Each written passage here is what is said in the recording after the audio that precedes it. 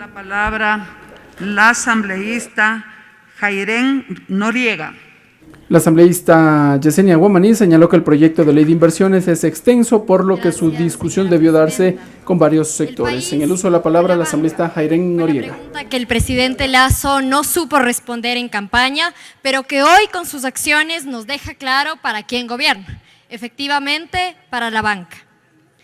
Varias preguntas, colegas asambleístas. La primera, si el objeto de este proyecto de ley es atraer inversiones, generar empleo, que favorezca el sistema productivo, me pregunto entonces por qué existen tantas reformas al Código Orgánico Monetario y Financiero que solamente desregulan el sistema financiero, reformas que incluso eliminan la posibilidad de regular las provisiones por posibles pérdidas del sistema financiero, impide que por actos de control se pueda pedir información a los dueños de los bancos, viola la Constitución además permitiendo que los banqueros sean también grandes dueños de negocios en otras actividades y sí, colegas asambleístas, como ustedes lo han escuchado, el regreso de los negocios vinculados que causaron la crisis financiera en Ecuador que vivió a finales del siglo pasado.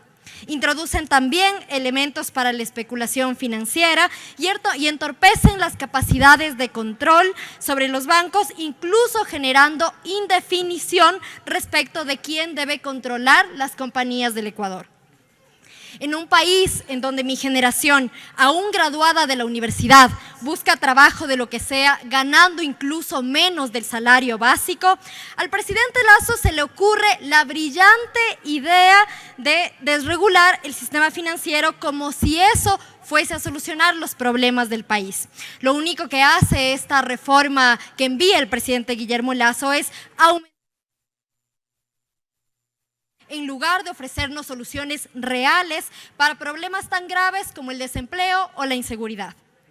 Por otro lado, las reformas al mercado de valores, en lugar de favorecer la transparencia para que existan precisamente más inversiones, lo que hace es oscurecer la información, privilegiar el conflicto de interés, diferencia derechos entre las grandes y los pequeños inversionistas, genera retrocesos normativos en términos de control, introduce elementos especulativos y de altísimo riesgo para el mercado y además elimina la capacidad del Estado para regular los costos de participar en el mercado de valores.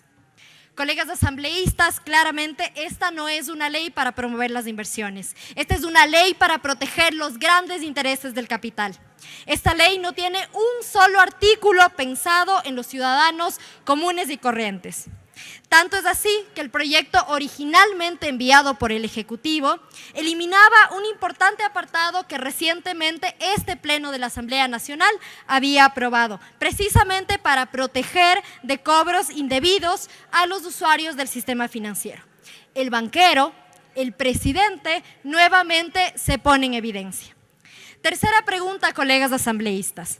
¿De qué manera se atraerá inversiones efectuando reformas a la Ley de Control del Poder de Mercado que no guardan ninguna relación con la promoción de inversiones ni con la sana competencia, sino que por el contrario, buscan la concentración económica, la reducción de la competencia y limitar las capacidades del Estado para ejercer control previo que evite el aparecimiento de abusos por parte de los grandes agentes económicos?